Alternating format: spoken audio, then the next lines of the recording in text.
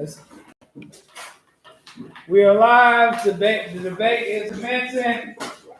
We're going to go with teams 3 and 4. The affirmative, please give your opening statement. Affirmative, opening statement. That's the wrong one. I took that one down.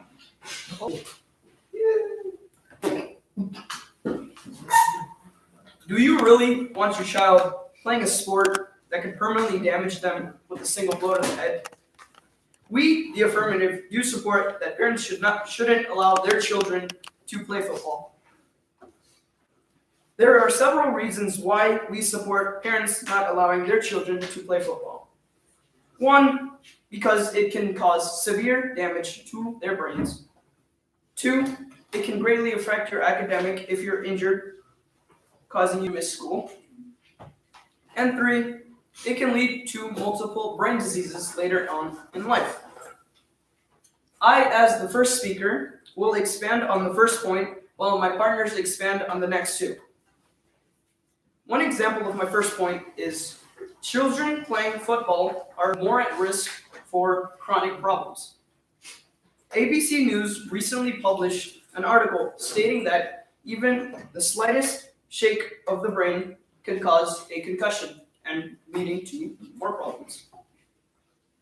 2, the American Medical Society for Sports did a recent test adding protective helmets to a football team during a practice.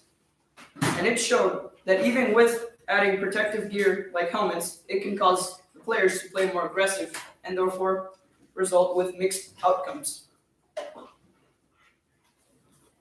Another study published by the Boston University suggested that brain impacts at the age of 12, can lead to thinking problems later on in life that can become permanent.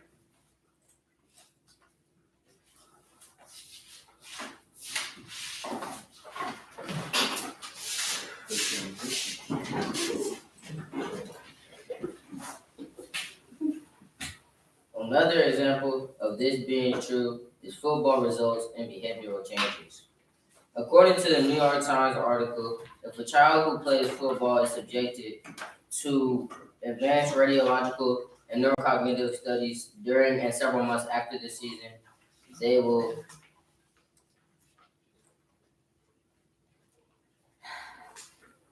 end up with brain damage. Also, if that child continues to play, cellular brain injuries can become worries and affect the child's thought process.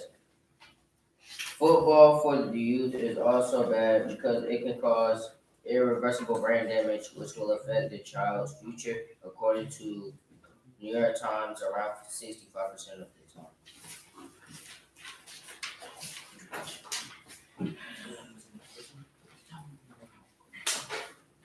A final example of this being true is that it can affect your academics. According to a Time.com news article of a study from the journal Pediatrics, a study found that children who had concussions may experience more problems concentrating, keeping up, and paying attention in school. The symptoms are worse for students who have recently been injured, but remains significant even for those who have recovered. According to edweek.org, a study from the Purdue Neurotrauma Group, by contrast, about 25% of the original pool, 264,345 high school players, would have suffered traumatic brain injury and cognitive impairment. According to CNN.com, studies from the UTSW Medical Center, our study has found significant increase in gray matter pruning in the frontal default mode network, which is involved in higher cognitive functions such as the planning and controlling of social behaviors in high school students who have been run on when they had their MRI scan. Gotham Christian Clinic.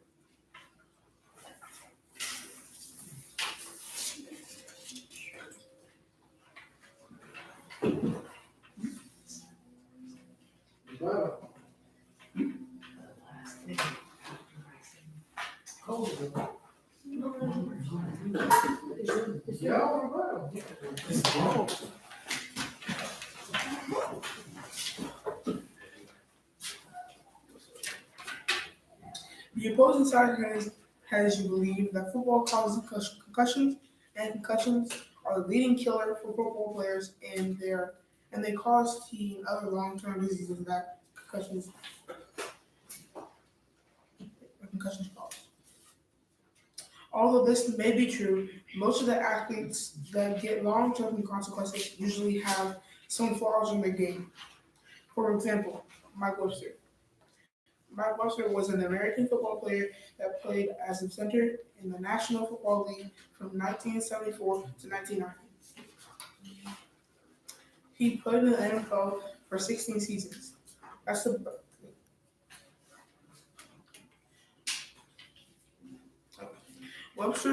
Mike Webster would be with his head when he would block the person defensive line, or when he would chop block a defender from tackling the quarterback.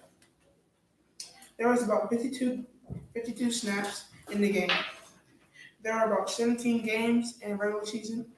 That's about 884 hits to the head in a regular season. He played in the NFL for 16 seasons. That's about 14,144 for hits to the head for all his all-time career. That means he gave himself 14,144 concussions. But that was in the 70s to the 80s. Now we have safer equipment and players are more aware of playing reckless.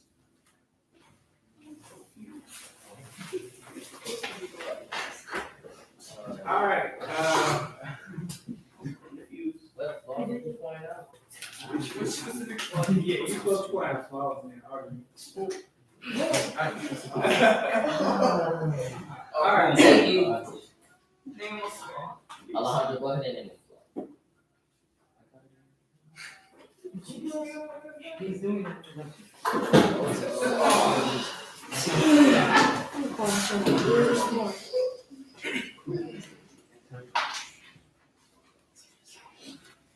According to Piedmont.org, football requires conditioning and strength training, which are excellent forms of exercise and good for your cardiovascular health. They also help your financial health too. The least amount of money you can make in the NFL is $7,200 a week, which means you'll still be making six figures as not being the best player. We the affirmative support that kids should be allowed to play football under 12. There are several reasons why we do not support kids having to wait till after 12 to play football. And they are: 1, football helps develop leadership and teamwork. 2, football has many health benefits. 3, flag football is a safer alternative.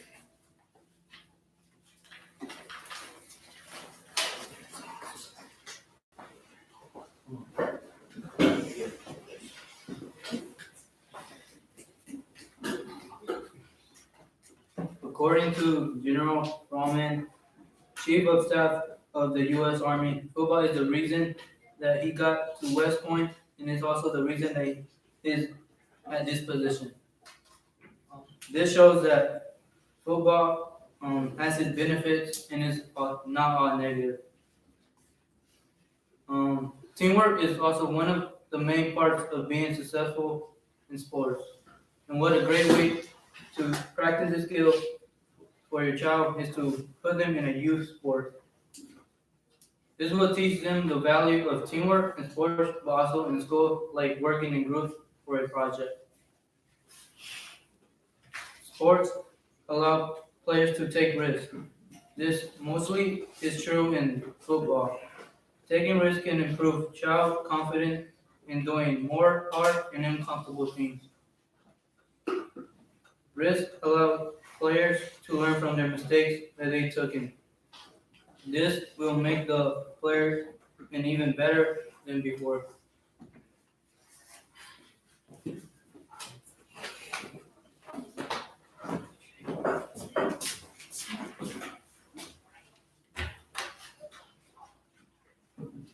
According to healthfitnessrevolution.com, the intensity and range of movements involved in the game, including kicks, twists, turns, and throws, provides better overall exercise.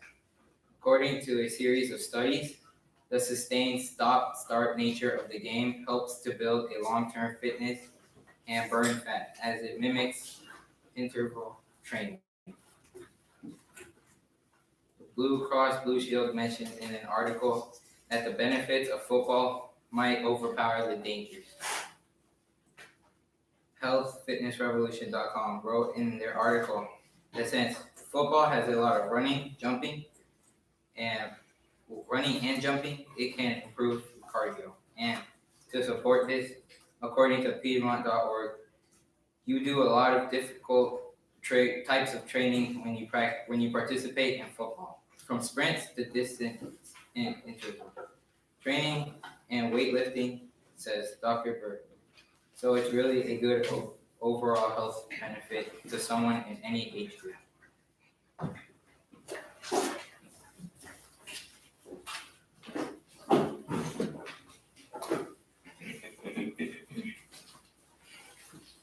According to Aspen Institute, flag is a less violent variant of the game in which participants neither tackle nor collide with each other in order to advance and stop play, but instead attempt to grab detachable flags hanging from opponent's waist. Additionally, according to Aspen Institute, advocates for delaying the starting age of tackle football argue that flag is a safer, age-appropriate alternative that reduce the risk of brain and other injuries while encouraging children to learn the sport's fundamental skill and allowing them to enjoy the physical, emotional, and social benefits of sports participation. Brett Favre was a 3-time MVP and Super Bowl winning quarterback. He once said, "I pulled my son out of tackle football. He learned the game playing flag football. It's a great avenue to be able to learn and fall in love with the game and decide whether you want to play it long term," he said. This information shows that flag football is a safer alternative.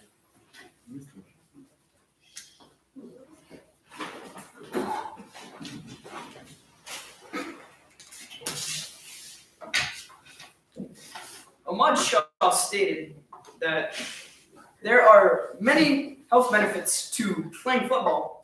Could you elaborate on what some of those health benefits are? All right.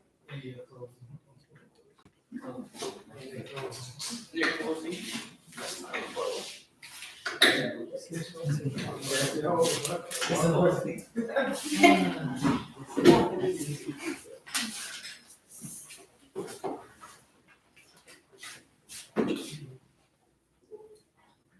Jaime Silva said that football helps with group work and teamwork, but there are also many other safer sports and activities that help with teamwork and group activities. Also, again, like Jaime also said that football helps you get in better shape, but there are many other activities that help you get in shape besides just playing football. Like you could just go to the gym and lift weights without even being on a football team.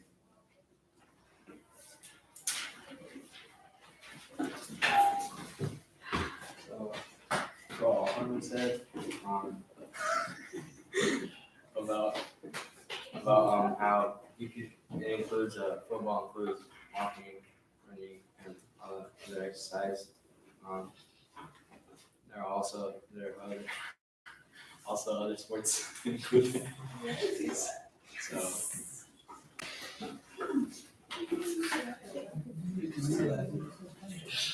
Make sure you get a stop before you go to the. You said saying, I don't see.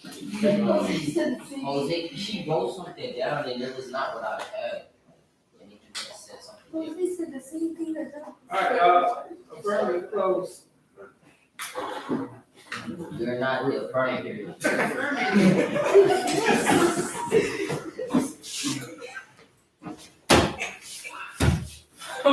Though this has been a compelling debate, we, the affirmative, on the weight of our arguments and proof, have concluded that parents should not let their children play football at a young age due to the risks for chronic issues, behavioral problems, and they can hurt their academics if they ever do get injured. Thank you.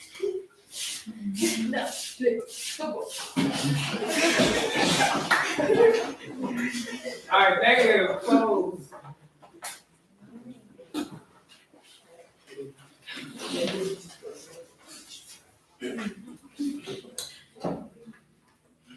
Though this has been an amusing debate, we the negative have concluded that kids should be allowed to play football under 12 because there are many health benefits and there is another alternative, which is flag football, and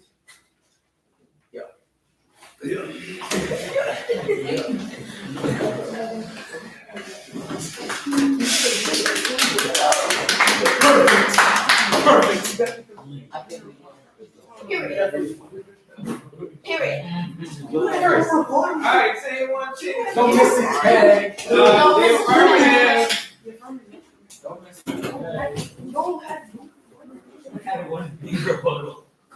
Bro, one thing out there supported our top. Health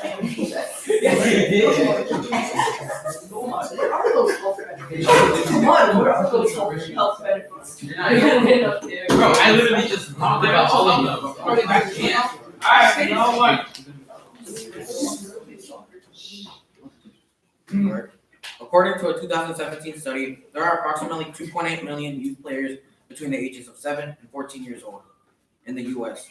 Rates of injury in this population are poorly described. Recent studies have reported injury rates between 2.3% and 30.4% per season and between 8.5 and 43 per 1,000 exposures.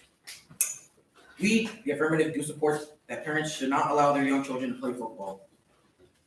There are several reasons why we support the fact that parents should not let their children play football. And these reasons are behavioral issues, the effects it has on brains of adolescents, the risk of concussions, and chronic effects. With that being said, parents should not allow their children to play football. I, as the first speaker, will expand on the first point, while my partners will expand on the last 3 points. One example of this being true is how behavior can change based on the concussion they receive and what part of the brain they were hit on. For example, if you get hit hard on your frontal lobe, you can get affected when it comes to your motor functions, problem solving, memory, language, judgment, and impute control. According to Brainline.org, young football players that suffer concussions can grow through significant emotional changes or can become emotionless depending on where they have been hit on in the brain. The person that received an injury might not smile, laugh, frown, or get angry in any type of way. Or he might react to things differently depending on their emotions after the injury. PMC.org held a survey for over 180 young football players, and they found out that many of the parents of the players were concerned over the personality changes that were happening to their children. Caregiver.com reported that personality changes can be different depending on how the athlete used to be pre-injury. For instance, if a football player was easygoing before the injury, they might be hard to work with and can act very differently. According to Time magazine, retired football players that suffered from repeated concussions also had unusual mood swings. Even the football players that didn't suffer from brain diseases such as CTE could have suffered from something different, such as weird changes in the way they would act. The Washington Post found out that those players that started playing at an earlier age suffered from more problems with behavior and mood swings at an alarming rate, and much more players that played later. We will now receive more information on our debate and reasons of why we feel the way we do.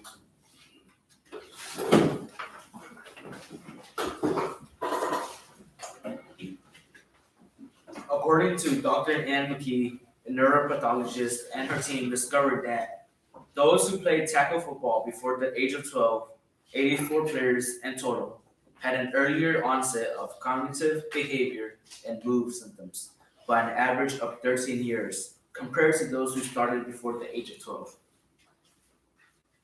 According to Boston Children's Hospital, a study found out that kids, young adults ages 11 to 22 who came to the emergency room with a repeated concussion earlier within a year or multiple times over a lifetime took longer to recover than those with the first concussion. Another source that I have found is Professor Lauren Sergio, a member of the Faculty of Health at York University. She stated, performing motor tasks guided by what we see is crucial in skills based on activities such as sports. But the current return to a sport assessment does not test to see if the injured person has regained disability. Because of this, often children and youth who have had a concussion end up returning to normal activities before they are fully recovered. We believe this makes them more vulnerable to have another concussion. The youth mind is very vulnerable during this period of time of the youth. If a child gets hit in the head,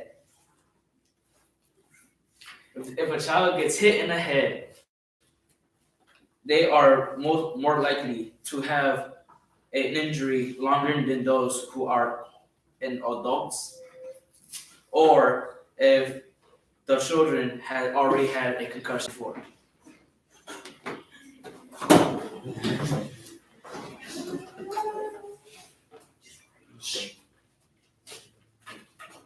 Chronic traumatic encephalopathy, also known as CTE. CTE is one of the many risks of playing football. It is caused by repeated concussive impacts that cause microtubules to get destroyed, which makes the tau protein make clumps and causes information and communication not able to go through the cell. If young teens get multiple hits to the head, they might have the first phase of CTE, but as they get older, the symptoms will start to become worse and more noticeable, according to Mr. Clifford Robinson.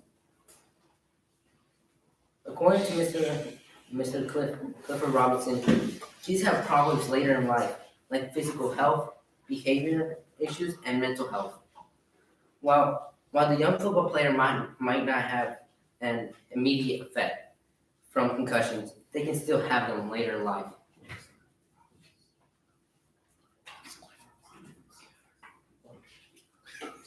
Oh.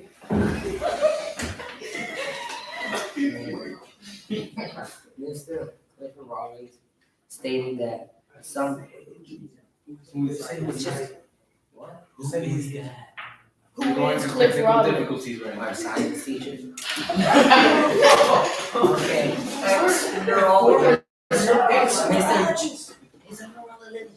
Mr. Cliff Robinson, ex-neurologist, our science teacher at DMS, stated that some things that CTE can cause are difficulty in thinking, impulsive behavior, depression, and apathy, and short-term memory loss. My partner, Xavier DeBerry, will expand on chronic effects.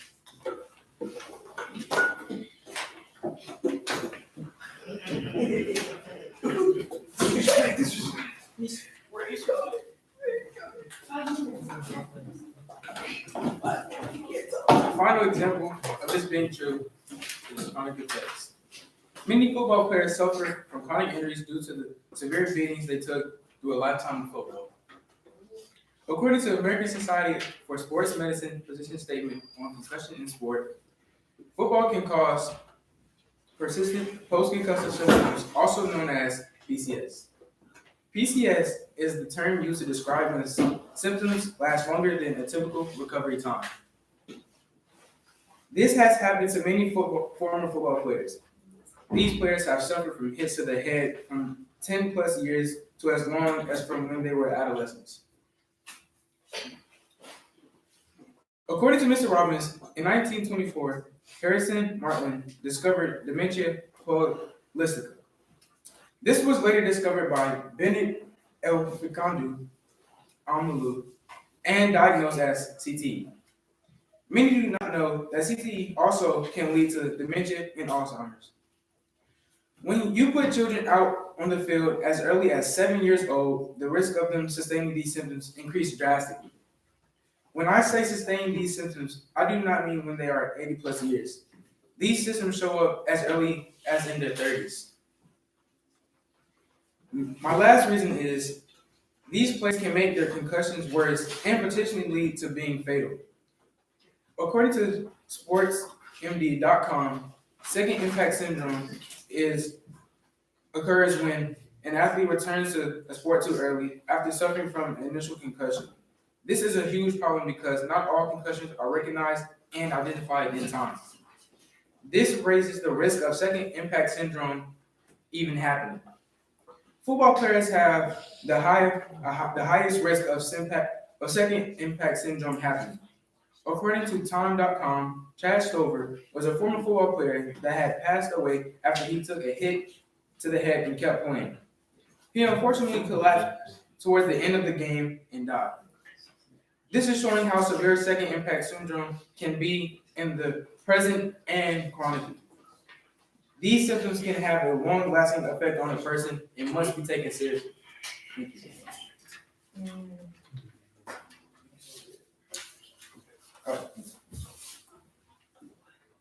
Having presented 4 strong arguments and supporting examples to prove our side, we now stand ready for the opposing side's rebuttal.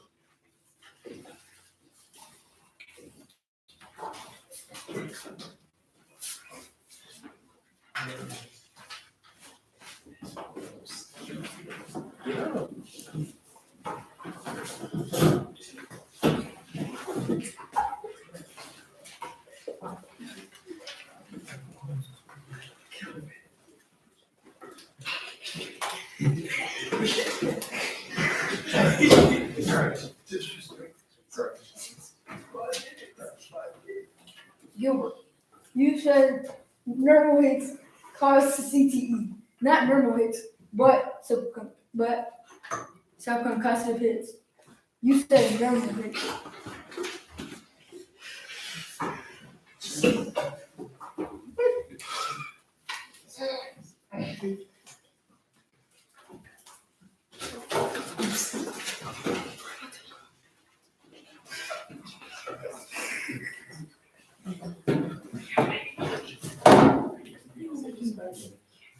Xavier, Yes.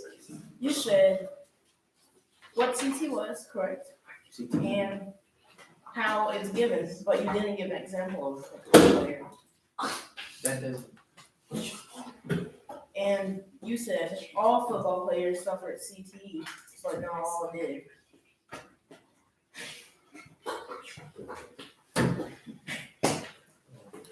And you also said when children have a hit, it increases their possibility of CTE, but you didn't say how much.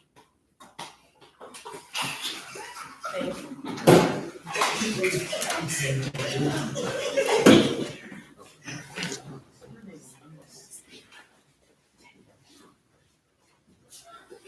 Chris, you said that concussions will not lead to behavioral changes. Well, that may be true in some cases. It can also be caused by other causes. For example, by depression or maybe loss. For example, like loss of a loved one.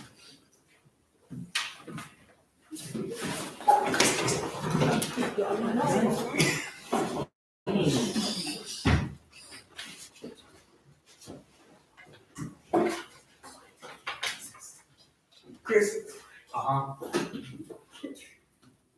you were saying that the players after 12 gets more severe head injuries. Wait, hold up. No. Okay, so you said the players before 12 get more severe head injuries, but what about the players after 12? And okay, so did the children who played youth football, have a history of concussions?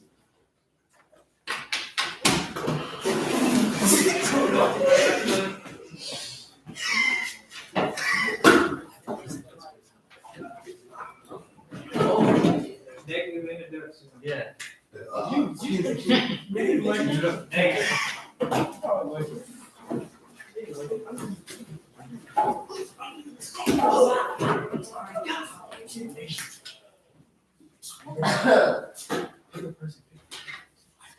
According to Tom Joyce, a freelance sports writer, there are actually more per year injuries in basketball, a sport many would consider a limited contact sport or even a non-contact sport than football.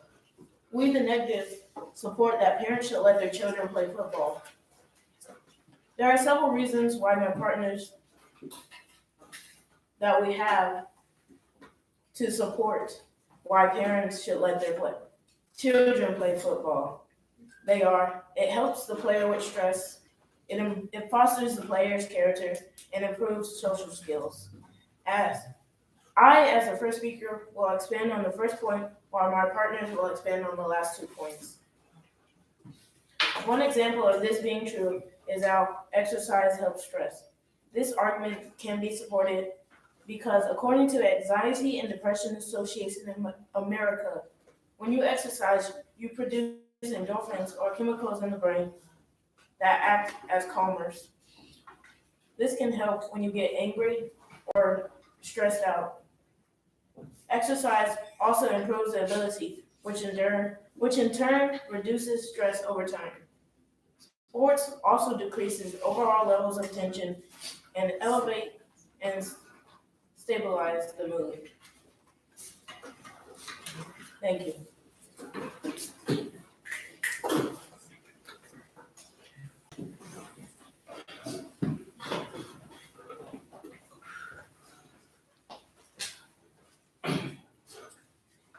Another example of this being true is it builds up a player's character.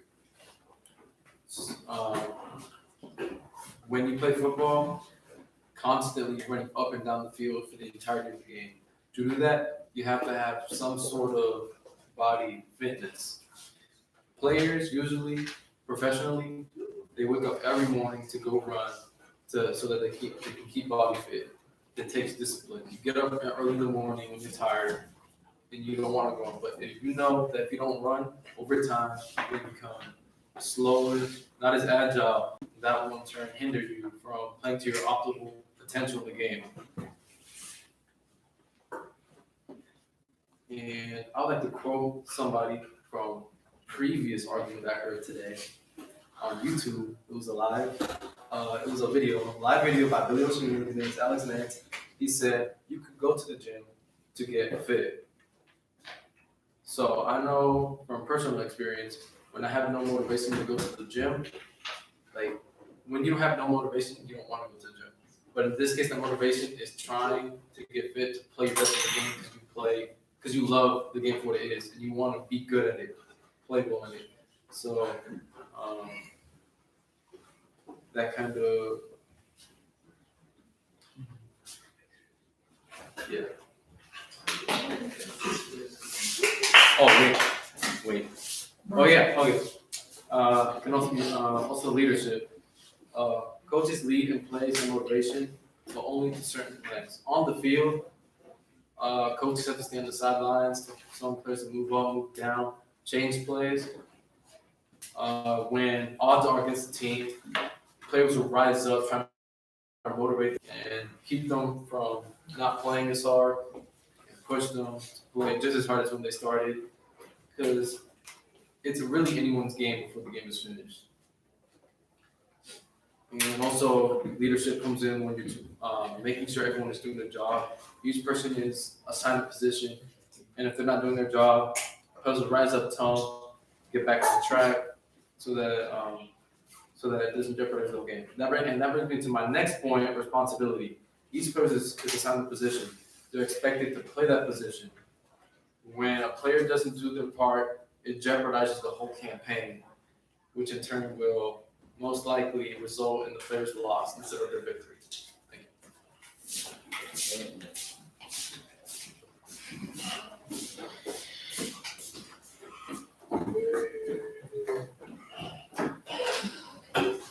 Our final example of why we support that children should be able to play youth football is because it improves social skills.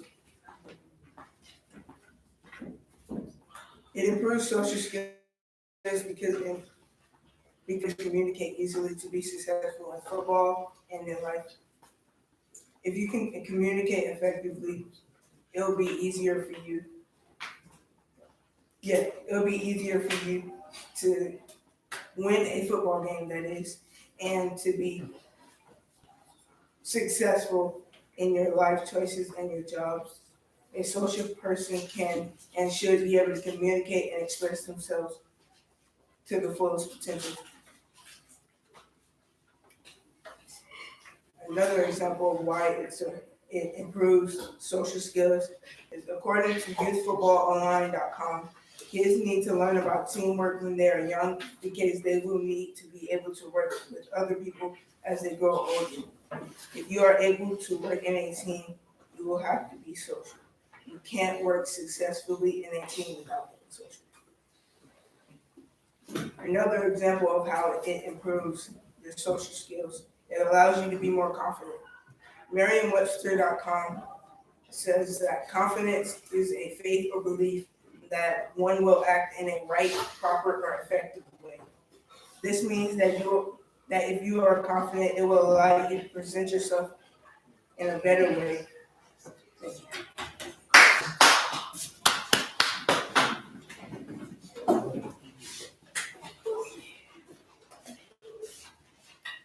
Having presented 3 strong arguments and supporting examples to prove our side, we now stand ready for the opposing side's rebuttal.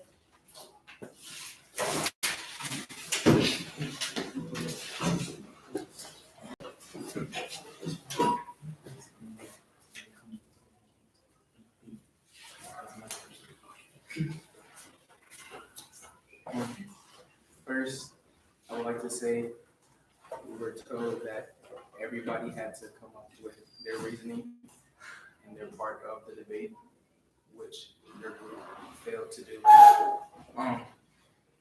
Now I will begin and say, Imhotep, you said football helps stress due to a study showing where exercise can help release stress levels. Now, No, it's a chemical in the brain. yeah, I know. Still, you failed to mention football. Football can be very stressful due to the depression of losing, especially dealing with championship games, which can stay with you for the rest of your life. Many kids have the anxiety of knowing that when they go back to school, they have went against fellow schoolmates, lost to them. When they go back to school, they might feel not even as enough to even study and be motivated to even do good in class due to the fact that they lost their championship game or the game they were waiting all year for, which can make stress levels even technically rise in the child. Thank you.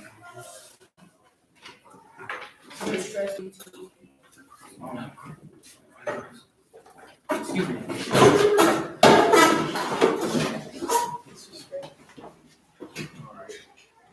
So Oscar was talking about athletes in general, and not just young football players. Well, the topic specifically says, should young football players be allowed to play football? Young football players might not always go running every day in the morning because they might have school.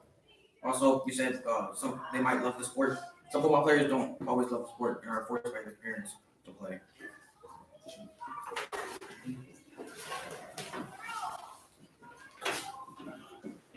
Oscar, one thing you also stated was you may not be motivated to go to the gym.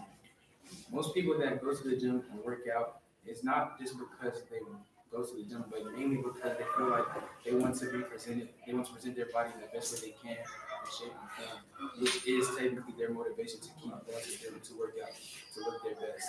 Now, Najee, you stated football helps your social skills. My question to you is, if you played football as long as Mike Webster and became really good at it, but after you retired, you begin to sustain symptoms which he did, and not be able to even keep up a conversation for more than 2 minutes, how would that help your overall social skills? In my opinion, and due to our studies and our research, it shows that that would even make it worse.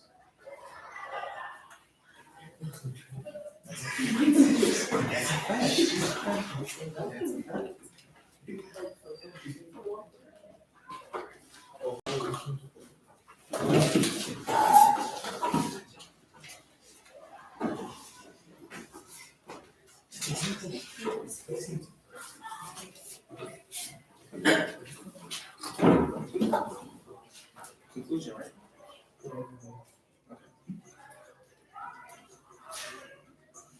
This has been a compelling debate. We, the affirmative, on the weight of our argument and proof, have concluded that parents should not let their children play football. It is not worth the risk of death and chronic injuries. Out of 3,500 players in the pool that are eligible to being drafted, only 7% of them get drafted to the NFL, according to Smooth.com and Boost Report. This means you will have a high risk of suffering a concussion at least once if you play. This, we know, can affect your development in your brain if you play too early. After learning all of these risks and actual chances of these kids living out their NFL dreams, which are very slim, we feel it is just not worth the risk of letting your child or anyone's kid play the sport at a young age. Thank you.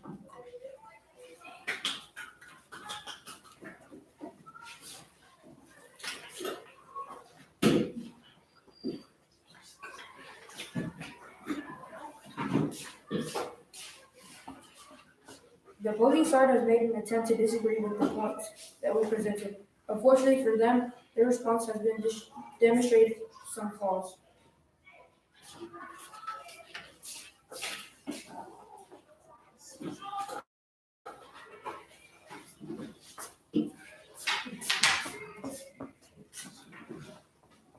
Xavier, you stated a proclaimed flaw in my argument. Yeah, we're not ready to get it. It's concluded. It's a conclusion. It's a conclusion. Game over. Game over.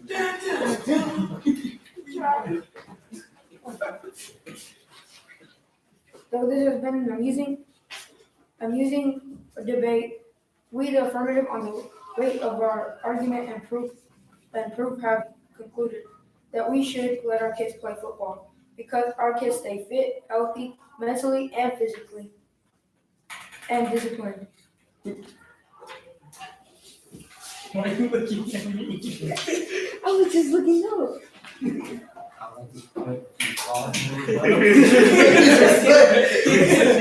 That's not just regret. Just regret. This regret. You